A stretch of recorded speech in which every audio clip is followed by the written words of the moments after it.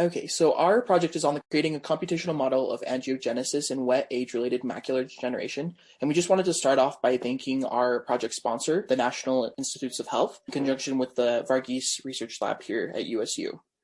Age-related macular degeneration is the leading cause of blindness in the developed world, and it's located in the subretinal layers in the back of the eye.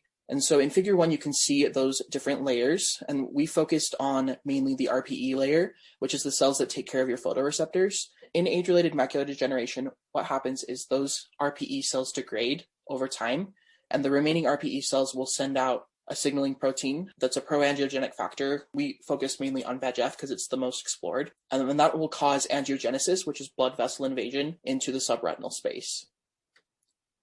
So our approach ultimately in creating this computational model was to do some VEGF quantification with steps listed here in figure 2, and then also quantify that proangiogenic factor response in order to inform our computational model. So this is about our computational model. We modeled the cells as moving in a biased random walk, meaning that the cells are influenced by different factors, and then that determines how likely they are to move in the different directions.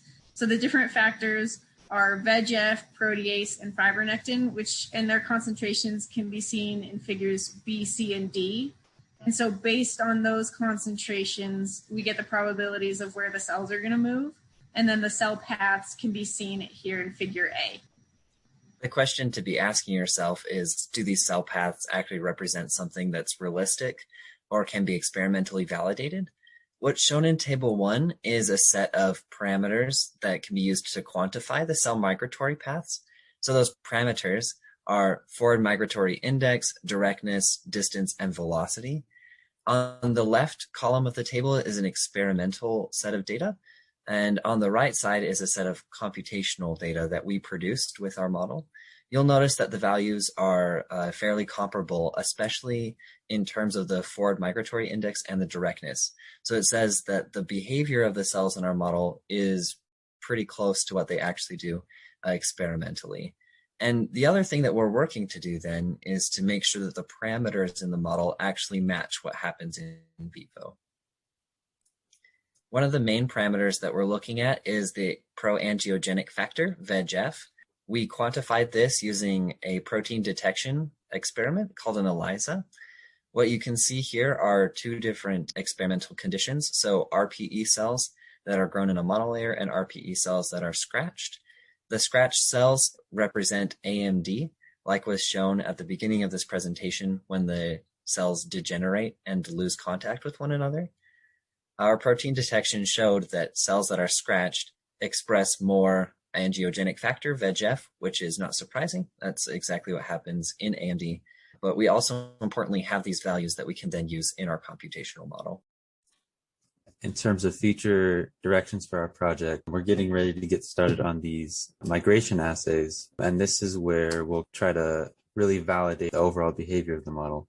The basic idea behind these is we'll take the supernatants of the media of the cells that we stressed and quantified the VEGF in. And so we know there's VEGF in there. We know it's close to the amount of VEGF that cells will release when they're stressed. And we'll use those supernatants to see how actual endothelial cells will respond to that higher concentration of VEGF that stress cells will release. And we do this in these migration assay chambers where the endothelial cells are seated in the middle and we have our VEGF-rich supernatants on one side and just normal media on the other. We can use the same values that we use to quantify the behavior in the computational model to quantify the behavior of these endothelial cells. And hopefully we can find that the behavior between the model and our laboratory experiments are pretty close, and use this to validate and support the effectiveness of the tool that we built.